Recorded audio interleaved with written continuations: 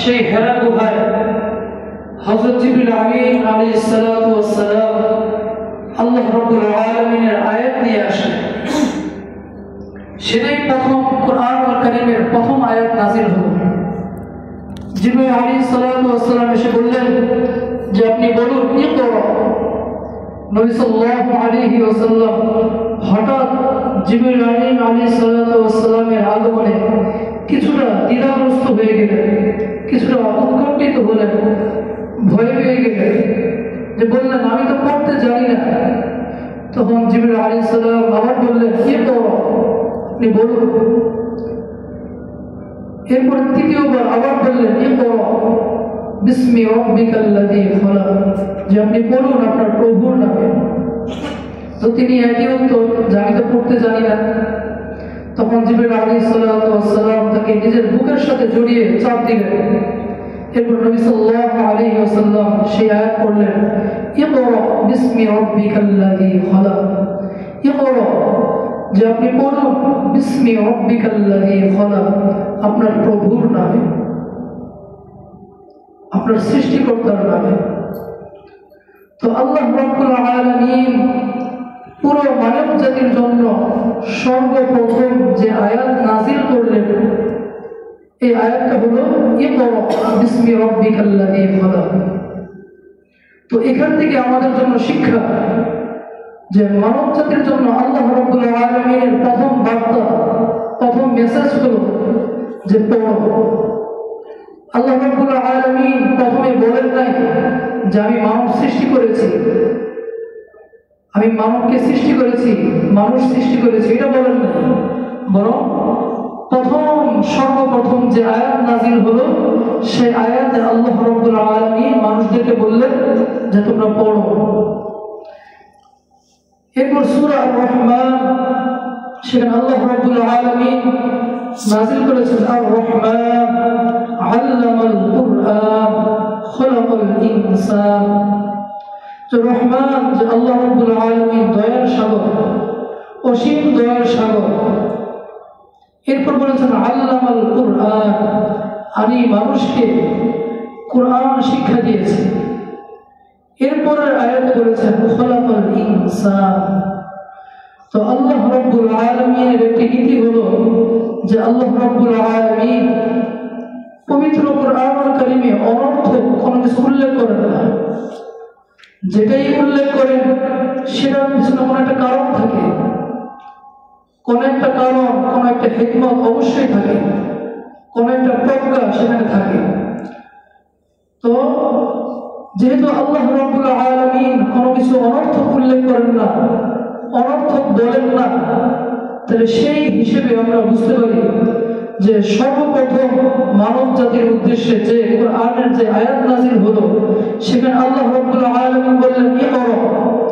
আবার সূরা আর-রহমানে আর-রহমান এর পরের আয়াত বললেন আল্লামাল কুরআন, যে মানুষকে শিক্ষা দিয়েছে, কোরআন শিক্ষা দিয়েছে। এরপরের আয়াত বলেছেন খলাকাল ইনসান। তো আল্লাহ রাব্বুল আলামিন প্রথমে তো মানুষ সৃষ্টি করেছেন, প্রথমে তো এই দুনিয়া জগৎ সৃষ্টি করেছেন, আসমান জমিন সৃষ্টি করেছেন, এরপর মানুষ সৃষ্টি করেছেন। কিন্তু আয়াত নাযিল করার ক্ষেত্রে বললেন যে তিনি প্রথমে কোরআন শিক্ষা দিয়েছেন। আবার বললেন ইকরা, যে পড়ুন। তাহলে এখানে প্রশ্ন জাগে যে আল্লাহ রাব্বুল আলামিন পড়ার কথা কেন আগে বললেন? আল্লাহ রাব্বুল আলামিন দুনিয়া আসমান জমিন আগে সৃষ্টি করলেন, মানুষ আগে সৃষ্টি করলেন, কিন্তু কোরআন নাযিলের ক্ষেত্রে আগে পড়ার কথা বললেন, শিক্ষার কথা বললেন, যে ইকরা বিসমি রাব্বিকাল্লাযী খলাক, যে আপনি পড়ুন আপনার প্রভুর নামে।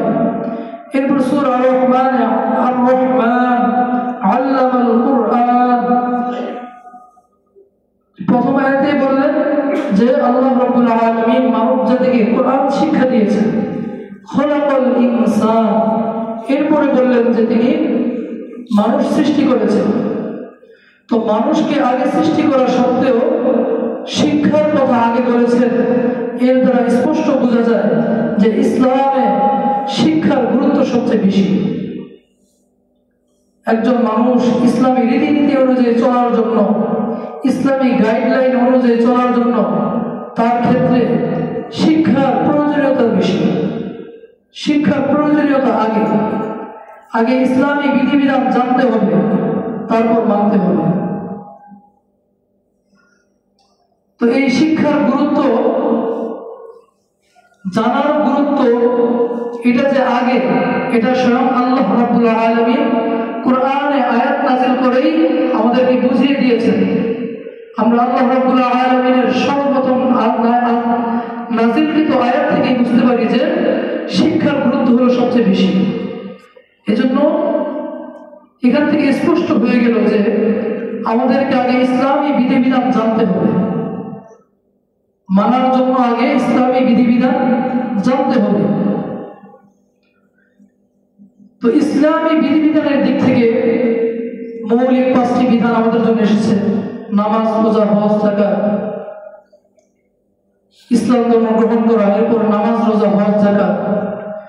তো এই জাতীয় মৌলিক বিধিবিধানগুলোর পাশাপাশি আমাদের কিছু শাখাগত বিধিবিধান রয়েছে।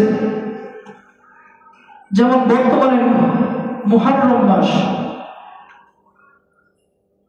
আমরা দেখা যায় বিজাতীয় সংস্কৃতি অনুসরণ করে ঈসাই খ্রিস্টাব্দ অর্থাৎ ঈসাই নববর্ষ উদযাপন করি, এরপর বাংলা নববর্ষ উদযাপন করি।